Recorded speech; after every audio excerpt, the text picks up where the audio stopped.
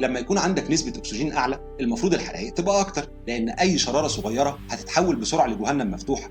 وده فعلا اللي العلماء بيقولوه، ان الفتره الكربونيه شافت حرائق ضخمه دمرت اجزاء كبيره من الغابات، وده كان جزء من دوره طبيعيه لاعاده تدوير الكربون في البيئه. لكن المشكله ان الادله على الحرائق الضخمه في الفتره الكربونيه مش واضحه بنسبه 100%.